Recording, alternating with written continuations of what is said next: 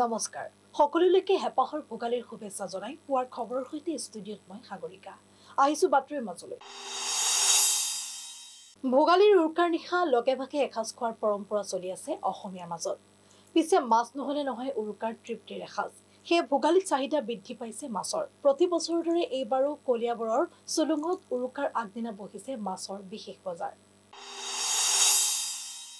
বজাৰৰ দৃশ্যাংশ বজাৰত দেখিছে এনেদৰে উদুলি মুদুলি পৰিৱেশে বিৰাজ কৰিছে আৰু 25 কেজিৰ ব্ৰিগেড 12 কেজিৰ বৰালি 8 কেজিৰ চিতল আদি ডাঙৰ ডাঙৰ মাছ দেখা পোৱা গৈছে বজাৰত ডাঙৰ ব্ৰিগেডৰ 350 টকা কেজি আৰু যদি আপুনি বাহু মাছ লয় তেনেহলে 1200 টকা লগতে চিতলৰ 900 টকা আৰু বৰালি 1200 টকা পৰ্যন্ত দাম উঠিছে সেই দৃশ্যাংশ আমি সমান্তৰালভাৱে আপোনালোকক দেখাইছো এই বছৰো দেখা পোৱা গৈছে যে বিগত বছৰৰ দৰে এই কলিয়াবৰৰ চিলিং বজাৰত মাছে উভয় নদী হৈ পৰিছে ৰৌ বৰালি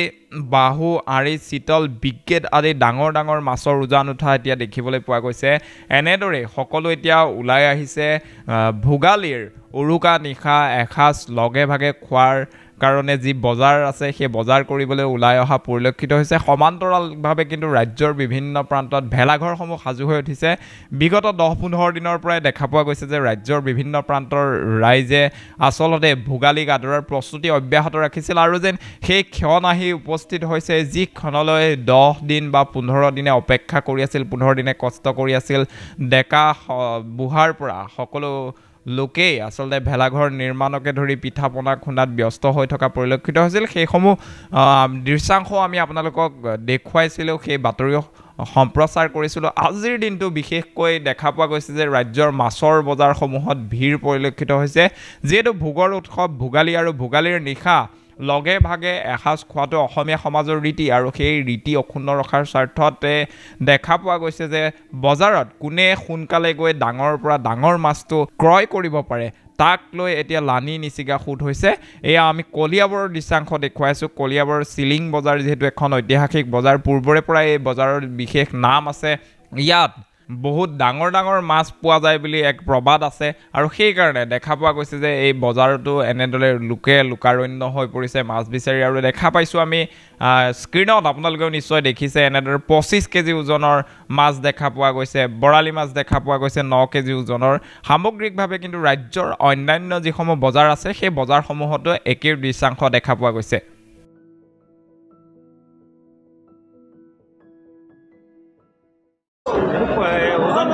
ওজন আপোনাৰ 25 কেজি হ'ব দাম আপোনাৰ 350 1 কেজি আৰ বাহু আছে আপোনাৰ 450 এইটো কেজি সেইটো আপোনাৰ 15 কেজি 20 কেজি এনেকা সাইজৰ আছে এইটো আপোনাৰ নগাঁৱৰ পৰা আহিছে বিক্ৰি হেতু আপোনাৰ 450 হ্যাঁ বিক্ৰি বাটা হৈ আছে এতিয়া আহিছে বিক্ৰি বাটা ভালে আছে যোৱাবাৰ তো ভাল ভাল কি মাছ আছে তোমাৰ ইয়াত চিতল আছে আৰি আছে বাহু আছে চিতল 8 কেজি ওজন আছে বাহু 9 কেজি আছে আৰি 2 কেজি 3 কেজি আছে আৰি 1200 চিতল 900 বাহু 800 হ্যাঁ বিক্ৰি বাৰ্তা কেনেকুৱা হৈছে মানুহ কিনা নাই এতিয়া আহাই নাই মানুহ কম বজাৰত কাস্টমাৰ কম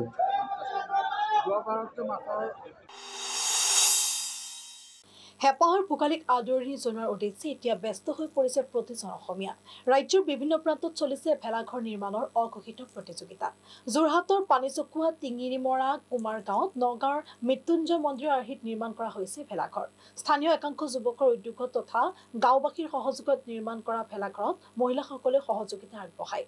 ইফালে পশ্চিম যোৰহাটৰ ঢেকেলীয়া আৰু পাখিমাৰাতো আৰ্হিমূলক ভেলাঘৰ নিৰ্মাণ কৰা বুলি জানিব পৰা গৈছে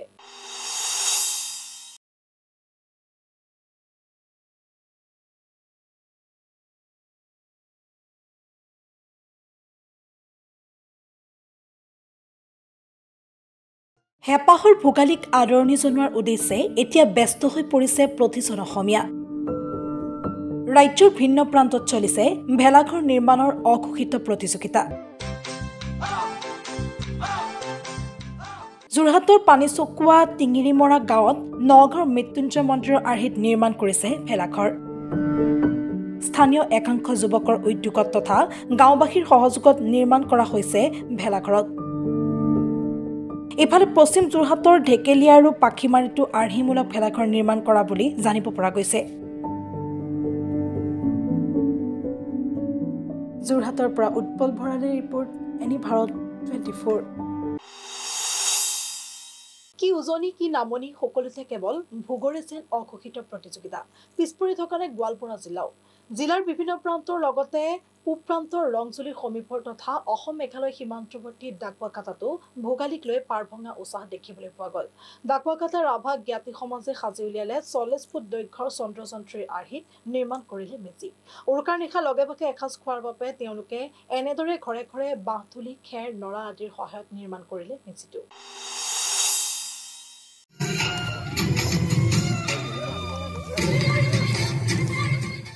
কি উজনি কি নামনি সকলোতে কেৱল ভোগালীৰ যেন অঘোষিত প্ৰতিযোগিতা। কৰি থকা নাই গোৱালপাৰা জিলাও। জিলাখনৰ বিভিন্ন প্ৰান্তৰ লগতে পূব প্ৰান্তৰ ৰংজুলিৰ সমীপৰ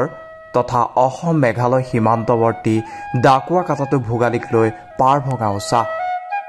ডাকুৱাকাটা ৰাভা জ্ঞাতি সমাজে সাজি উলিয়ালে 40 ফুট দৈৰ্ঘ্যৰ চন্দ্ৰযান 3ৰ আৰ্হিত নিৰ্মাণ কৰা মেজি। উৰুকাৰ নিশা লগে ভাগে এসাঁজ খোৱাৰ বাবে তেওঁলোকে এনেদৰে ঘৰে ঘৰে বাঁহ তুলি খেৰ নৰা আদিৰ সহায়ত নিৰ্মাণ কৰিলে মেজিটো। অকল এয়াই নহয়,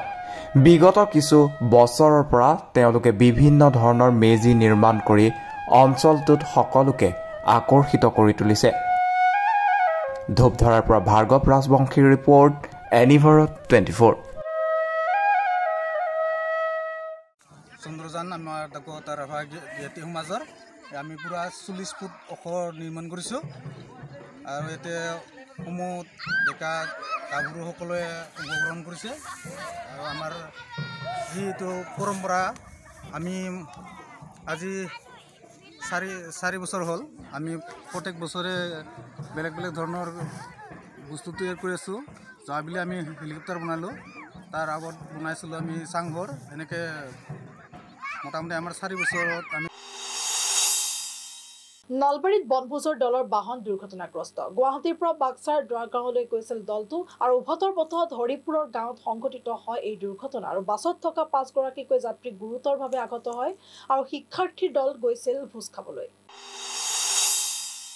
বাতৰি পৰৱৰ্তী অংশলৈ যোৱাৰ আগতে ল'ব বিচাৰিছো চমু বাণিজ্যিক বিৰতি।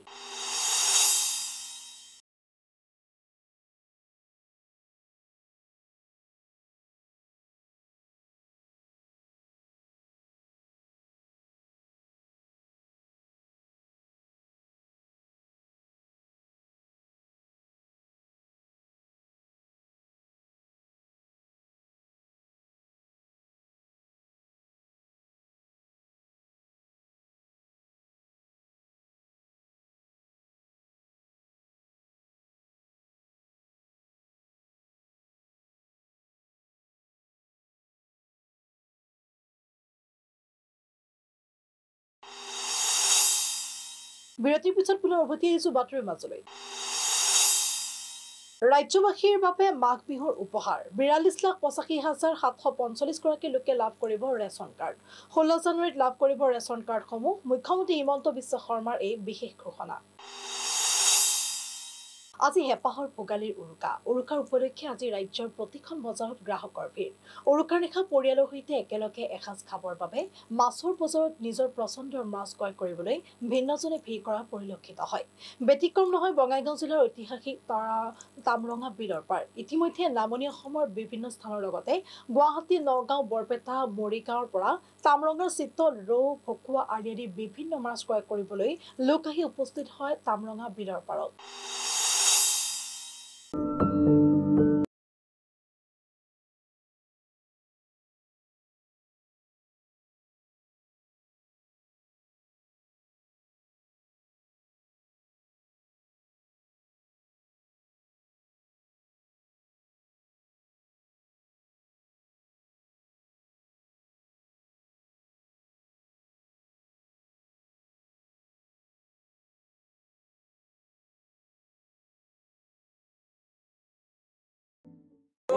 মই বঙাইৰ পৰা আহিছোঁ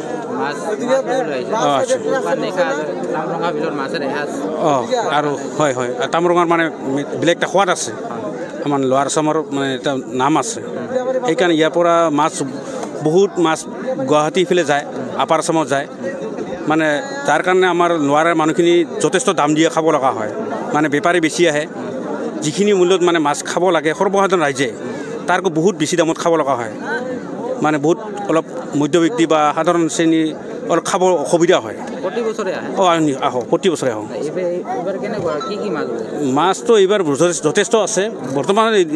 লোৱা নাই কিন্তু চাই আছোঁ তো গ্লাছ কাপ আছে মিৰ্গা আছে ইলিছ মাছ আছে বহুত ধৰণৰ মাছ আছে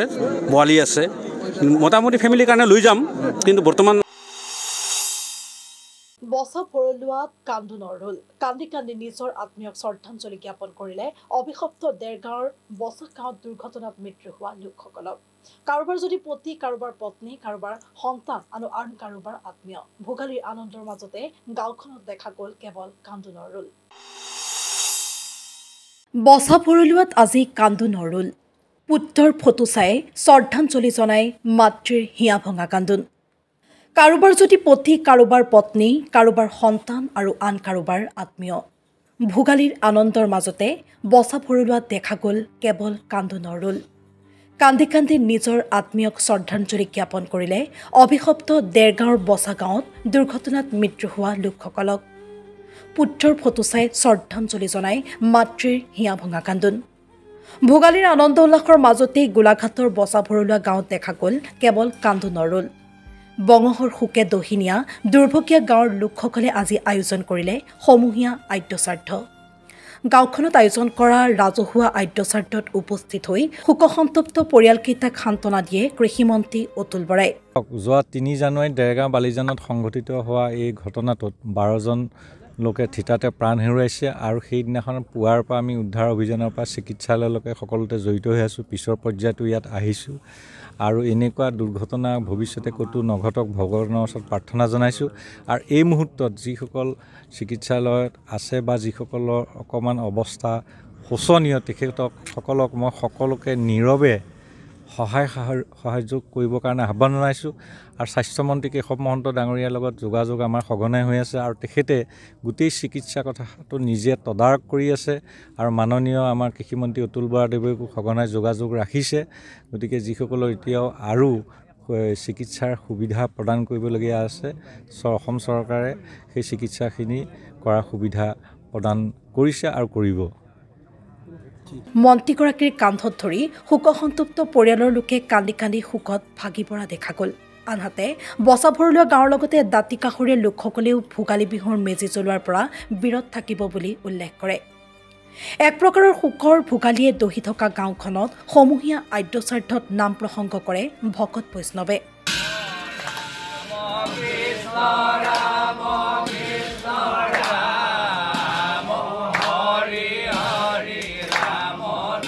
মুঠতে আজি গাঁওখনৰ সকলোৰে চকুত কেৱল দেখা গ'ল চকুপানী সমাজৰ লগতে নিজেও গুচি গৈছে এইখিনি আমি সহ্য কৰিব পৰা নাই নিজক নিজে বুজাব পৰা নাই আৰু কি ক'ম বিহুটো আৰু নক'বই আৰু বিহু আৰু কি বিহু আৰু সেইটো আৰু ক'বলৈ আমাৰ ভাষা নাই 11গৰাকী মৃত লোকৰ আদ্যশ্ৰাদ্ধত গাঁৱৰ লোকসকলৰ লগতে দাঁতি কাষৰীয়া লোকসকলেও সম্পন্ন কৰিলে কৰ্ম সম্পাদন গোলাঘাটৰ পৰা পূৰ্ণ বৰাৰ ৰিপৰ্ট এনি ভাৰত দলগাঁৱৰ এখন চৰকাৰী বিদ্যালয়ত দীৰ্ঘদিন ধৰি বন্ধ হৈ আছে মধ্যাহ্ন ভোজন ৰান্ধনী ঘৰত ওলমি আছে তলা দৰঙৰ দলগাঁও শিয়ালমাৰী প্ৰাথমিক শিক্ষা খণ্ডৰ অন্তৰ্গত নিজ দলগাঁও হৰিজন বস্তি প্ৰাথমিক বিদ্যালয়ৰ কণ কণ ছাত্ৰ ছাত্ৰীসকল প্ৰায় এমাহৰ পৰা বঞ্চিত হ'বলগীয়া হৈছে মধ্যাহ্ন ভোজনৰ পৰা উল্লেখ্য যে যোৱা ডিচেম্বৰ মাহৰ 21 তাৰিখৰ পৰা জানুৱাৰী মাহৰ 12 তাৰিখলৈ ছাত্ৰ ছাত্ৰীক যোগান ধৰা নাই মধ্যাহ্ন ভোজন দলগাঁৱৰ এখন চৰকাৰী বিদ্যালয়ত দীৰ্ঘদিন ধৰি বন্ধ হৈ আছে মধ্যাহ্ন ভোজন ৰান্ধনী ঘৰত ওলমি আছে তলা দৰঙৰ দলগাঁও শিয়ালমাৰী প্ৰাথমিক শিক্ষা খণ্ডৰ অন্তৰ্গত নিজ দলগাঁও হৰিজন বস্তি প্ৰাথমিক বিদ্যালয়ৰ কণ কণ ছাত্ৰ ছাত্ৰীসকল প্ৰায় এমাহৰ পৰা বঞ্চিত হ'বলগীয়া হৈছে মধ্যাহ্ন ভোজনৰ পৰা উল্লেখ্য যে যোৱা ডিচেম্বৰ মাহৰ 21 তাৰিখৰ পৰা জানুৱাৰী মাহৰ 12 তাৰিখলৈ ছাত্ৰ-ছাত্ৰীক মধ্যাহ্ন ভোজন যোগান ধৰা নাই। খবৰ পাই 5জনীয়া এটি সাংবাদিকৰ দল উপস্থিত হৈ বিদ্যালয়খনৰ ছাত্ৰ-ছাত্ৰীক মধ্যাহ্ন ভোজন যোগান নধৰা সন্দৰ্ভত প্ৰধান শিক্ষয়িত্ৰীৰ পৰা জানিব বিচৰাত প্ৰধান শিক্ষয়িত্ৰীগৰাকীয়ে মধ্যাহ্ন ভোজনৰ বাবে চাউল নথকাৰ কথা অৱগত কৰে। 21 তাৰিখৰ পৰা দিয়া নাই আৰু এতিয়া কথা হ'ল মই হয়তো চাউল মই বিচাৰিলে তেওঁ মোক এডভান্স চাউল দিব নিদিয়া বুলি মই নকওঁ, কিন্তু কথাটো হ'ল মই মাইনাছ হোৱা চাউলখিনি ক'ৰ পৰা মেনেজ কৰি দিম। মাইনাছ হৈ আছে যে সেইকাৰণে এতিয়া তাৰ মানে চাউলটো আগতে বেছি লোৱা হৈছে। চাউলটো এনেকৈ আনিছোঁ, আনিলে কি হ'ব হঠাৎ কমাই দিলে আমাক চাউল 59 কেজি চাউল দিছে আৰু মানে আমাৰ 3 মান্থত আপোনাৰ আমাৰ ল'ৰা ছোৱালী হৈছে টোটেল 66 ল'ৰা ছোৱালী। সমবায় সমিতিয়ে ছাত্ৰ-ছাত্ৰীৰ সংখ্যাৰ বিপৰীতে চাউলৰ পৰিমাণ কমাই দিয়া বুলি জানিব দিয়ে। এই সন্দৰ্ভত ডিচেম্বৰ মাহৰ 27 তাৰিখে দলগাঁও শিয়ালমাৰী প্ৰাথমিক শিক্ষা খণ্ডত লিখিতভাৱে অৱগত কৰা বুলিও জানিবলৈ দিয়ে প্ৰধান শিক্ষয়িত্ৰীগৰাকীয়ে। এই সন্দৰ্ভত ৰাইজৰ মাজত উত্থাপিত হৈছে নানা প্ৰশ্ন। বিদ্যালয় পৰিচালনা সমিতি আৰু প্ৰধান শিক্ষয়িত্ৰীৰ যুটীয়া একাউণ্টত সোমোৱা মধ্যাহ্ন ভোজনৰ ধন কলৈ যায়? কাৰ ভুলৰ বাবে দীৰ্ঘদিন ধৰি মধ্যাহ্ন ভোজনৰ পৰা বঞ্চিত হ'ব লগা হয় কণ কণ ছাত্ৰ-ছাত্ৰী? কলৈ গ'ল ছাত্ৰ-ছাত্ৰীৰ মধ্যাহ্ন ভোজনৰ চাউল? খাৰুপেটীয়াৰ পৰা খৈবৰ মণ্ডলৰ প্ৰতিবেদন এনি ভাৰত। আজিলৈ পুৱাৰ খবৰত ইমানেই। আগলৈ ঠিক বাতৰিৰ বাবে চাই থাকিব এনি ভাৰত 24।